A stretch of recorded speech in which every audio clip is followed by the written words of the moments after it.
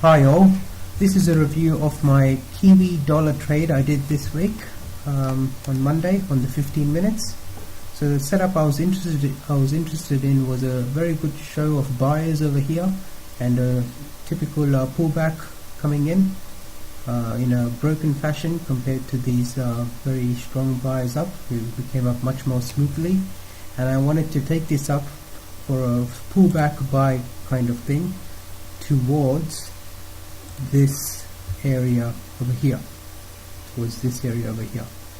because I was near the in the larger picture in the 4 hours I was near the 4 hourly buyer support that had just been broken, and this was a pullback of that support. So I wanted to take this all the way up to this area over here, because on the weekly and even on the daily, but it's clearer on the weekly. On the weekly, because of this seller coming down very strongly and this buyer coming up over here, this green candle, I was thinking this is possibly a fake out down, and I can trade the move up in this fake out as it is being formed. So that was the thinking for targeting all the way over here as my take profit. But none of that happened because the entry was quite poor. And if we see here, my entry was poor for a couple of reasons which I'll get to, but the reasoning for my entry over there was I saw the sellers come down in a sort of choppy fashion and a smooth showing of buyers. And once I saw this small wick over here testing this area, I thought that's good enough for me, and I decided to hit the buy right there. Stops just below this reversal. And on the 3 minutes, what it looked like was very strong movement of sellers matched by an equally strong movement of buyers. And then when the sellers tried again, they were rejected very strongly. They could not break this low. So that's when I thought, okay, that's enough evidence for me to buy. But the trade did not go well because I just immediately started coming back down, crashed back down, nearly took out my stop loss. And when when this candle was coming up, I put my stop loss just below here at this blue line, thinking that yes, this is looking like a range, and I don't want to hold on for a range, especially given these really strong sellers. So at this point, I had moved my stop loss here, and I had moved my take profit just near the top of the range over here. I wanted to get out at the best price possible. Unfortunately, the range did not complete, and instead the sellers came back down again and took out my stop loss, which I had moved up very slightly after that candle had formed.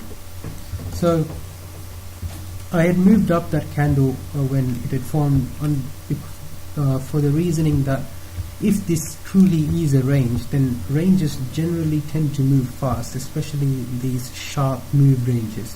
So for that reason, I did not really, my thinking was, if it is going to come back down, it's going to come back down and probably break the range. Therefore, I will move my stops up a little bit more to limit my loss in case that happens. So saved some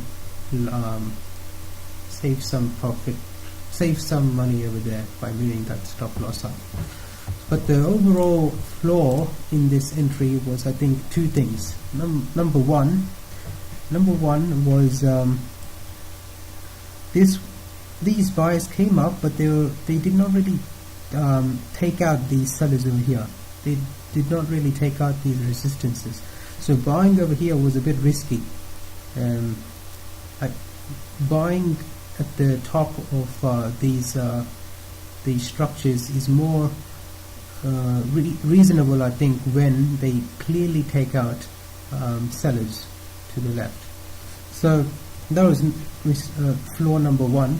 And I think flaw number two, which is a more important flaw, is this reaction over here by the buyers, where these buyers came up, they came up at this area, at this top yellow area over here, when in fact a more logical area of reaction was this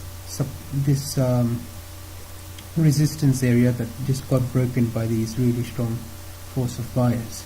So this was the more logical area of reaction, rather than just taking the top of this wick as a logical area of reaction. And indeed we see that if I had marked my logical area of reaction over here and waited for price to get closer to over here, then I could have easily taken a trade around this area over here, especially as these buys were coming back up. So that's the I think that was a mistake on this trade. Quite a simple one in retrospect, but it was a good learning, and in fact it helped me for a future trade which I'll cover in a future video. That was the Euro Yen trade, and it's still going on. So that's all for now for this one.